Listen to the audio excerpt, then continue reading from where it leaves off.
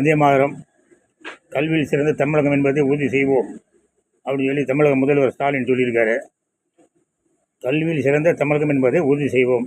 இப்போ வாத்தியாருங்களாம் நிறையா கரெக்டாக இருக்கிறாங்களா, கரெக்டாக வேலைக்கு வராங்களா, பாடம் சொல்லி தராங்களா, அவங்களாம் தகுதியானவங்க தானா, எல்லா காலேஜ்லேயும் எல்லா பள்ளிக்கூடத்துலையும் ஆசிரியர்கள் கரெக்டாக இருக்காங்களா அப்படிங்கிறதெல்லாம் பார்க்குற அதிகாரம் ஸ்டாலின்கிட்ட தான் இருக்குது. ஆனால் அவர் அதை பார்க்குறதில்ல. சும்மா வாய்ஸ் அவடால் மட்டும் விட்டுட்டு இருப்பார்.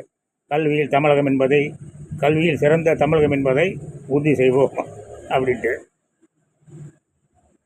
அப்புறம் ஏதோ ஒரு கல்லூரியிலே போய் கல்லூரி நட்பு எப்போதும் தொடர வேண்டும் அப்படின்னு சொல்லிட்டு கல்லூரி மாணவர்கள் காந்தி வழியில் போகலாம், அம்பேத்கர் வழியில் போகலாம், அண்ணா வழியில் போகலாம், ஆனால் கோட்சே வழியில் போகக்கூடாது அப்படின்னு சொல்லி கல்லூரியில் பேசுகிறாரு.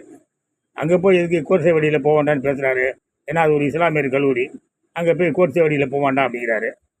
அவர் ஜின்னா வழியில் போகலான்னு சொல்லுவார் போயிருக்கு. அப்புறமா சரி, அண்ணா வழின்னா அது என்ன வழி, அண்ணா வழி என்ன வழி நமக்கு தெரியல. அது ரெண்டு அவர் தான் கேட்டு தெரிஞ்சுக்கணும்.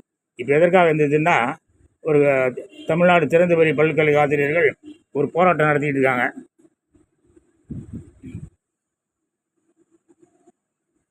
தமிழ்நாடு திறந்தவெளி பல்கலைக்கழகத்தில் 105 பேர்களுக்கான இடத்தில் பணியிடங்களில் தற்போது வெறும் 37 ஆசிரியர்களே பணியில் உள்ளனர்.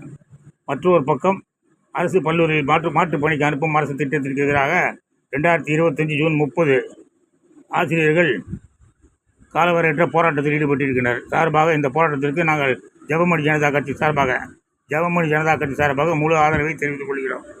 பல்கலைக்கழகத்தின் பங்கு மற்றும் புள்ளி விவரங்கள். கடந்த 20 ஆண்டுகளில் இப்பல்கலைக்கழகம், அதாவது தமிழ்நாடு திறந்தவெளி பல்கலைக்கழகம் 10.82 லட்சம் மாணவர்களுக்கு கல்வி வழங்கியுள்ளது. 6.3 லட்சம் மாணவர்கள் யூஜி பிஜி பட்டம், அண்டர் கிராஜுவேட், போஸ்ட் கிராஜுவேட் பட்டம் பெற்றுள்ளனர். 100க்கும் மேற்பட்டோர், 1000க்கும் மேற்பட்டோர் எம்ஃபில் மற்றும் பிஹெச்டி பட்டங்கள் பெற்றுள்ளனர். தமிழகம் முழுவதும் 108 இப்படி நிறையா இருக்குது. ஆனால் ஐயா உடனே அந்த சைதாப்பேட்டையில் நடக்கிற அந்த போராட்டத்தை என்னென்னு பார்த்து அவங்கள கூப்பிட்டு பேசி உடனடியாக அந்த ஆசிரியர்கள் பற்றாக்குறை இல்லாமல் அவங்களெல்லாம் இந்த காலேஜுக்கு போங்க, அந்த காலேஜுக்கு போங்க அப்படின்னு சொல்லி அவங்க நோக்கடிக்காமல் அவங்கள முறையாக மாணவர்களுக்கு கல்வி பயிற்றுவிக்கிற வழியை பாருங்க. அப்போ தான் கல்வியில் சிறந்த தமிழகம் அப்படின்னு சொல்லி நீட்டி முழக்கலாம். அதை விட்டுட்டு இந்த மாதிரி போராட்டத்தெல்லாம் கண்டுக்காமல் இருந்தீங்கன்னா நாடு வர சீரழிஞ்சு போவோம்.